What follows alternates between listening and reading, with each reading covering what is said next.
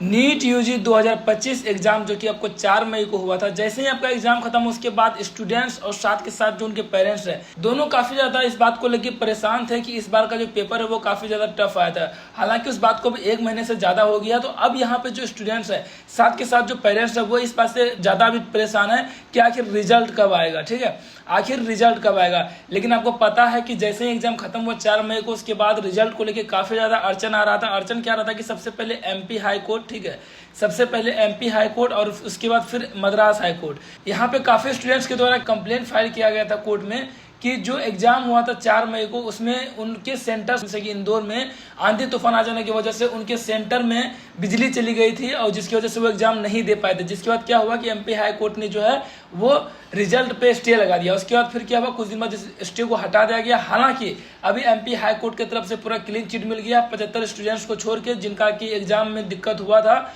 सबका रिजल्ट को डिक्लेयर करने का आदेश दे दिया गया। मद्रास हाई कोर्ट की बात कर ले तो 3 मई को यहाँ पे भी केस को डिसमिस कर दिया गया, यह कह के कि एग्जाम में उतना ज्यादा दिक्कत नहीं हुआ था स्टूडेंट्स को। लाइट कटी थी, थोड़ा देर के लिए कटी थी, उसके बाद फिर लाइट आ गई थी और जब तक लाइट कटी थी तो वहाँ पे जो एग्जामिनेशन हॉल है वहाँ पे रोशनी आ रही थी कि एग्जाम दे सके।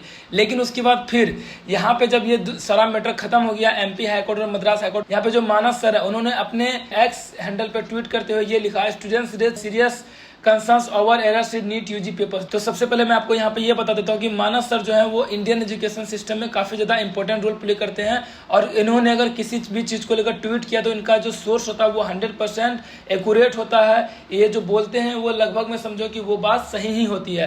तो यहाँ पे एक्चुअल में क्या होता है कि हम लोग को लग रहा था कि केसेस सिर्फ 2 कोर्ट में चल रही है, जो कि एमपी हाई कोर्ट और साथ के साथ मद्रास हाई कोर्ट, लेकिन केसेस और भी हाई कोर्ट्स में चल रही थी। जैसे कि हम लोग बात कर ले गुजरात की, तो गुजरात में भी केसेस चल रही है अभी, ठीक है। लेकिन और यहाँ पे प्रॉब्लम क्या हुआ था कि यहाँ पे जो पेपर दिया गया था स्टूडेंट्स को वो फॉल्टी पेपर दिया गया था, जिसके बाद फिर से स्टूडेंट्स के बीच में इस बात का टेंशन होगा कि ये जो रिजल्ट आपका 14 जून को आने का एनटीए का ऑफिशियल डेट है वो फिर से डिले ना हो जाए, मतलब डेट फिर से आगे ना बढ़ जाए। लेकिन उसके बाद फिर से मतलब कुछ ही देर बाद फिर से मानस सर का एक और ट्वीट आता है, sharing a source based information, मतलब पूरी सोर्स बेस्ड इन्फॉर्मेशन है ये कि रिजल्ट लाइकली ऑन वीकेंड, मतलब कि वीकेंड में।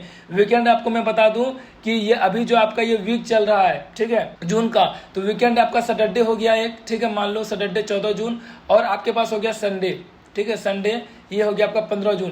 तो मतलब ये है वीकेंड में सैटरडे 14 जून या फिर 15 जून को आपका रिजल्ट आ सकता है। लेकिन यहाँ पे मैं आपको और एक बात बताता हूँ कि अगर रिजल्ट आपका कितना भी डिले हो जाए 15 जून को रिजल्ट आने के आपके बहुत ज्यादा चांसेस बन रहे हैं, क्योंकि मैंने आपको पहले ही बताया कि मानस सर जो है वो इंडियन एजुकेशन सिस्टम में उनका काफी ज्यादा इंपॉर्टेंट रोल है। साथ के साथ अगर वो किसी भी चीज को लेकर, स्पेशली अगर एजुकेशन फील्ड में किसी भी चीज को लेकर अगर वो ट्वीट करते हैं तो समझो कि वो 99% वो कंफर्म है, ठीक है, मतलब 99% वो कंफर्म ही आप समझ लो। तो उस अकॉर्डिंग से अगर हम लोग देखें तो 15 जून को आपका जो रिजल्ट है वो कंफर्म आपका आ जाएगा। इसके बाद आपका काउंसलिंग स्टार्ट होगा, तो उसके बाद जो भी टेंशन होंगी वो काउंसलिंग को लेके होंगी। हालांकि इस वीडियो में मेन इन्फॉर्मेशन देना था कि आपका जो रिजल्ट है वो 15 जून को आने के लगभग समझो कि 100% चांसेस यहाँ पे आपके बन रहे हैं, ठीक है। तो आपको इसके बाद आप रिजल्ट आते हैं, इसके बाद आपको अपना काउंसलिंग का देखना है। आपने ऑलरेडी अपना स्कोर जो है वो तो मिला ही लिया होगा कि आप इस बार जीएमसी के लिए क्वालिफाइड हो या नहीं हो।